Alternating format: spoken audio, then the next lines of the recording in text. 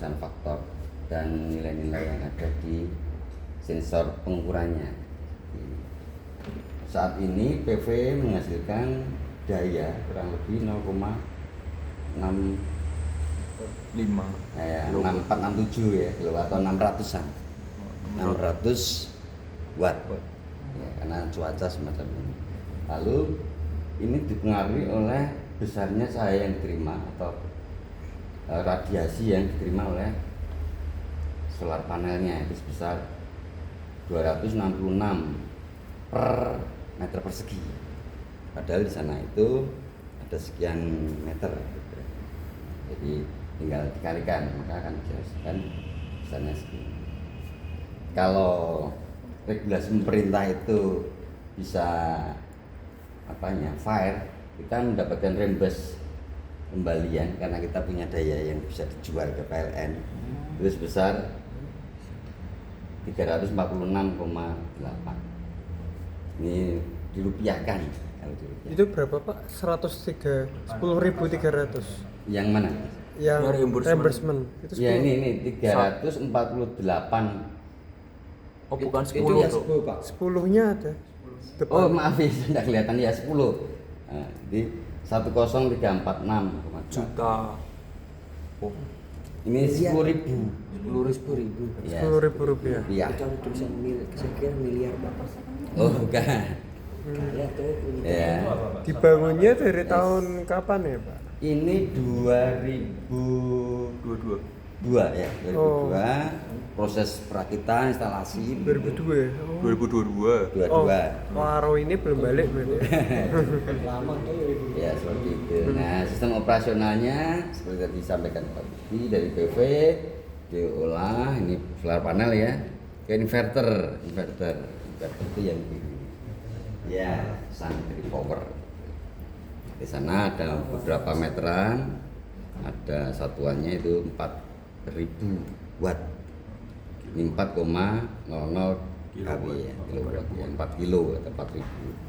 Sedangkan yang dihasilkan adalah 0,63 atau 630 watt karena cuaca tadi. Lalu kita pantau dari hasil itu distribusikan ke inverter.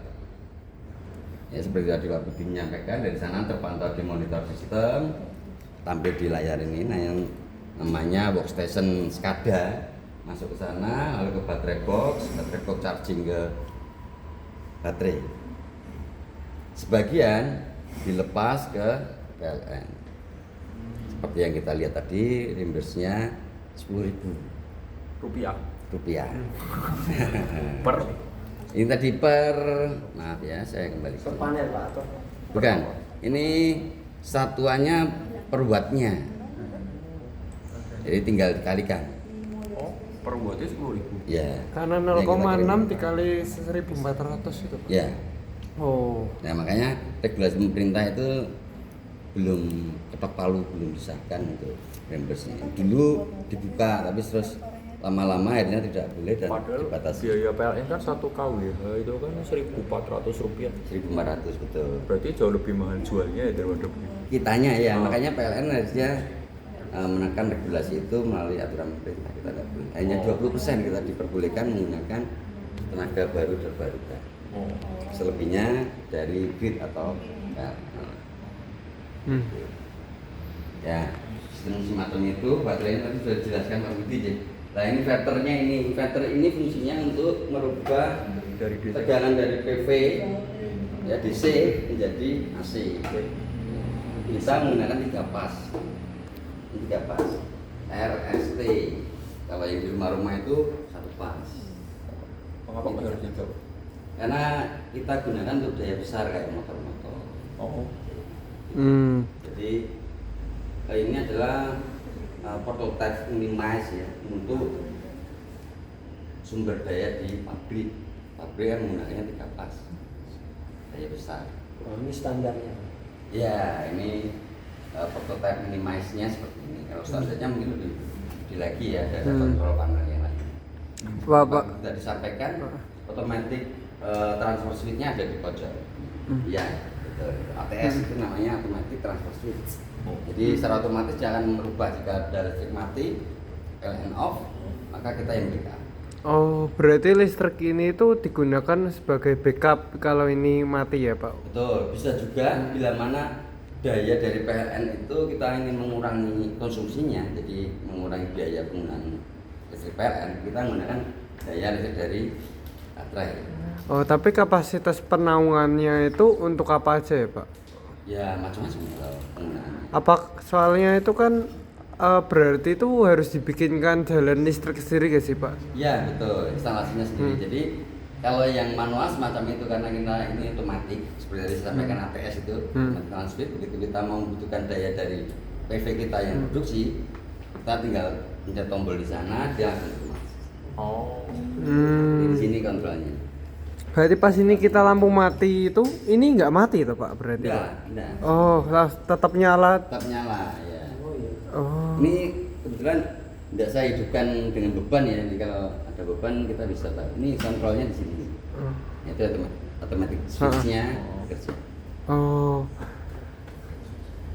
Begitu. Otomatis pada saat kita aktifkan daya dari PLN ini, grid ini tidak sepenuhnya full mensuplai ke beban atau ke konsumsi yang kita gunakan, tapi dari baterai. Pak mau tanya, apakah ada di sini bisa kita pantau baterainya sudah 100% atau tidak itu? Bisa Mas. Itu dari sini. Ini kebetulan seperti tadi saya sampaikan, ini masih kondisi perbaikan, ini ada datanya. Itu Gitu. untuk batu.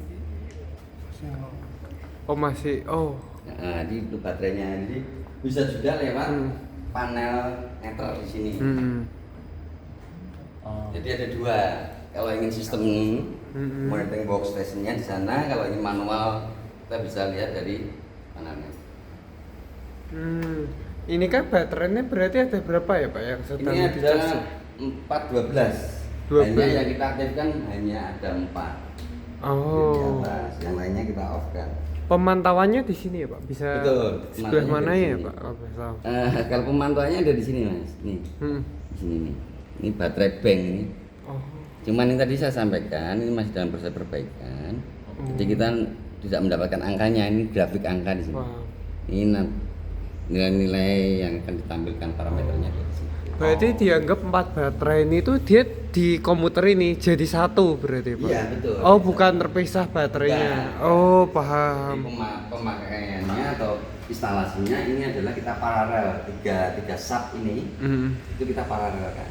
Nah kalau ini kita seri karena menyesuaikan kebutuhan panel surya. Panel surya itu memiliki minimal tegangan kerja itu 48 volt. Jadi 12 kali 4. Berarti ngepas ya, Pak? Ya. Oh. 48. Minimalnya PV. Makanya kita supply di sini sampai dengan nilai 51, sekian volt. Sudah masuk dalam loadnya dia. Oh, paham. Berarti kalau saya fotovoltaik kita tambah bisa nambah baterai lagi, Pak, sebenarnya, Pak. Oh. Oke, Pak. Paham. Tenaganya ini Pak nanti ditransfernya yang di sini dipakai gimana Pak? Gimana?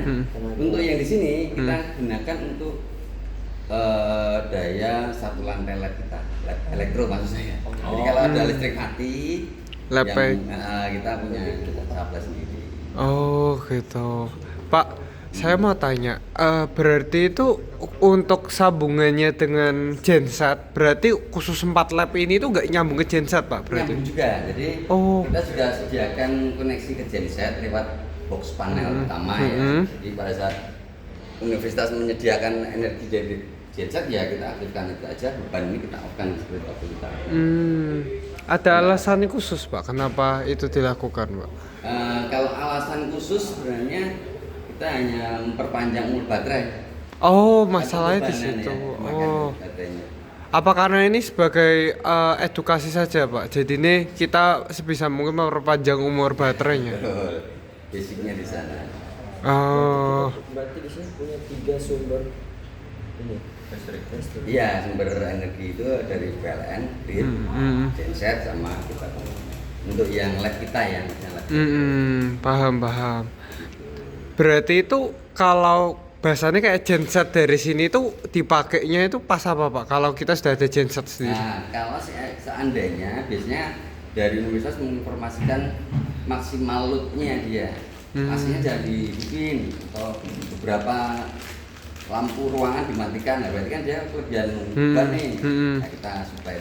Oh, berarti di sini ada mode untuk kita bisa matikan listrik dari genset ditukar full dari ini itu Ya, bisa ya Pak? bisa. Oh, Ya, dengan oke. kita hidupkan dan matikan koneksi bebannya.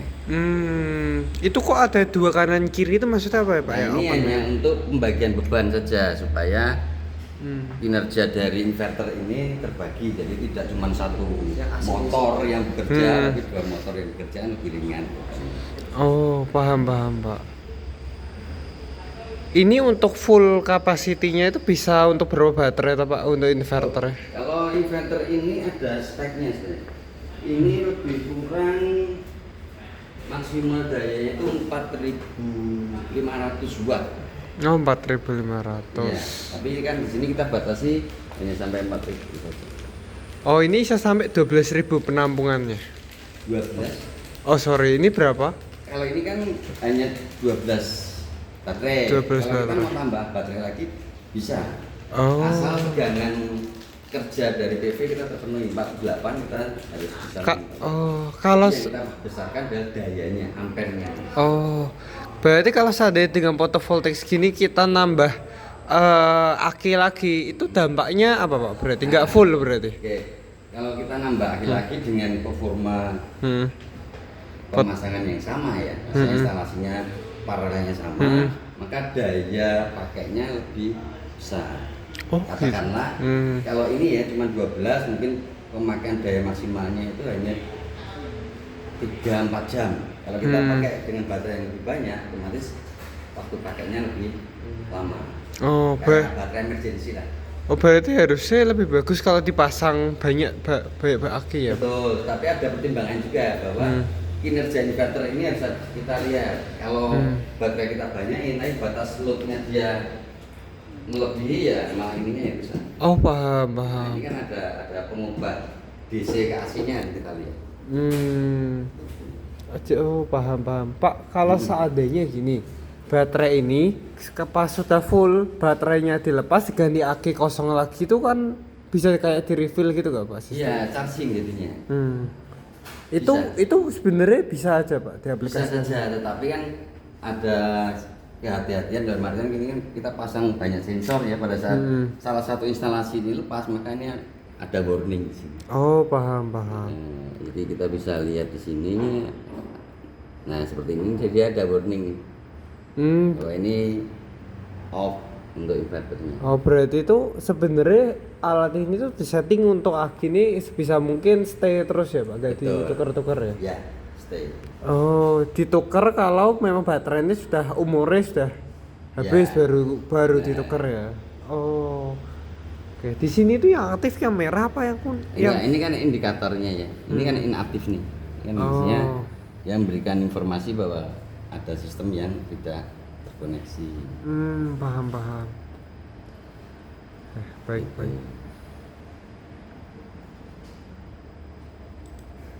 Kalau menurut Bapak sendiri itu solar panel itu punya kekurangan selain dari harga dan baterai itu ada lagi gak Pak sebenarnya? Kekurangan ya. Heeh.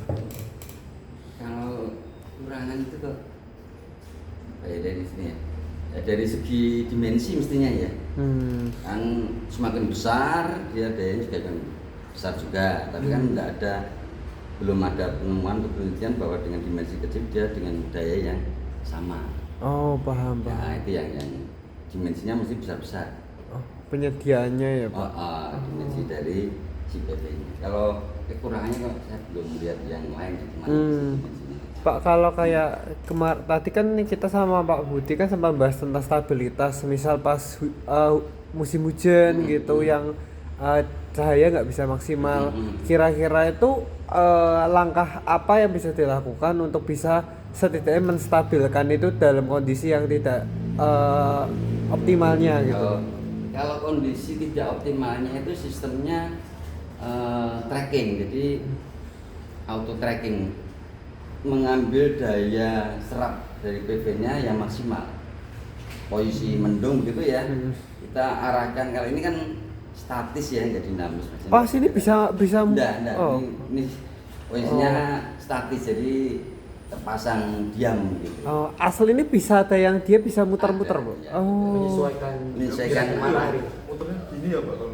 Sesuai dengan lokasi ya Mas. Jadi kalau kita ini kan timur ke barat, jadi kan Betul menyesuaikan gerak matahari ya Pak ya. betul sekali Mas. Kan ngambil Oh, jenis. oh, tapi lebih mahal lagi ya, Pak? Ya, Pasti mestinya alatnya. kan ada penggerak sensornya di sana. Oh. Itu kan sudah permanen. Ya, kalau tidak pakai sensor, kita bisa menggerakkan manual, tapi kan kita harus melihat nih mataharinya arah kemana nih. Oh, paham. Memang ada konsekuensinya ya, Pak, kalau mau Betul, memaksimalkan ya. lagi ya. Oke, gitu. Lalu ini untuk pengukuran baterai, ini kebetulan ada beberapa contoh baterai yang sudah rusak. Ini paling tidak ada, nah ini bisa dilihat aja. Ini harusnya tegangan 12 dengan kondisi kosong itu harus ada 8 volt, tapi ini ternyata di bawah.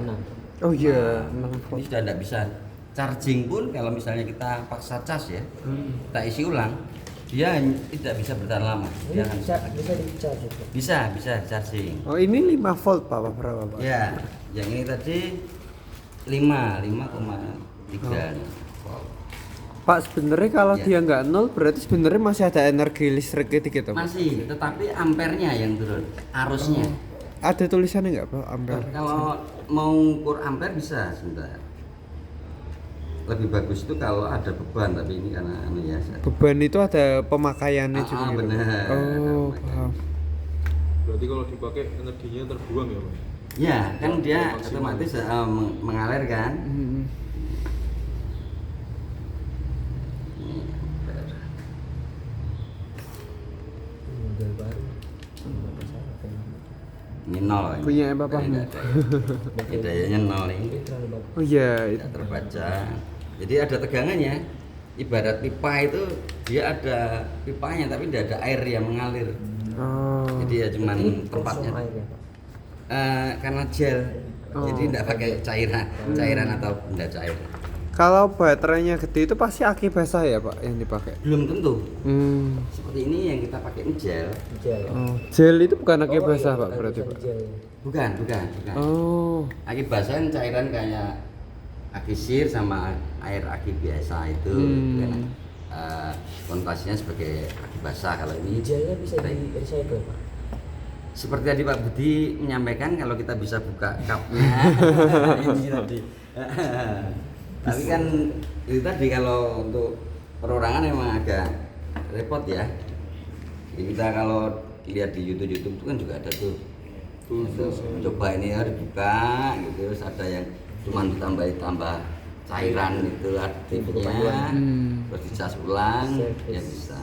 Tapi tidak semuanya Penyakitnya sama. Sesemut itu, ada juga yang Semut. gagal gitu. Paham. Karena kan sel saya itu berlapis-lapis. Oh. Satu isi ini ada 1, 2, 3, 4 begitu, dia berlapis-lapis. Kayak filter gitu Pak. Ya betul. Oh. Kenapa lebih milih aki ini daripada aki apa? Bukan maksudnya yang Kering. Basah. AC basah. Nah kalau basah itu kan dia butuh perawatan ya. Jadi kita harus tahu cairan yang ada di dalam itu masih atau di bawah level dia. Kita harus isi ulang, charging, isi lagi. Perlu kontrol. Kalau ini kan tidak sama sekali. Kita tidak perlu perawatan. Apanya lebih awet aki yang basah ya Pak? Jadi cuma tinggal ngecok-ngecok. Nah itu tergantung perawatan lagi. Kalau ini kan kita tinggal pakai, dibiarkan selama pengisian dan pemakaiannya sesuai dengan standarnya, umurnya lebih panjang daripada yang aki basah. Kalau kita aki basah kan setiap bulan harus lihat nih indikatornya, levelnya dia apakah dia kurang, karena aki itu sebenarnya elektrolit. Pada saat di charging atau dipakai dia terjadi reaksi kimia di sana. Kalau aki basah munculnya adalah uap air, makanya ada penapasan, ada pembuangan. Kalau ini kan tidak ada. Ada penapasan tapi dia tidak menghasilkan lebih banyak dari aki basah. Oh, Ini pernapasannya. Karena dia gel ya Pak pakainya. Betul. Pak, ini aki bisa lebih gede lagi Pak daripada ini hasilnya. Oh iya, Banyak ya Pak hasilnya. banyak.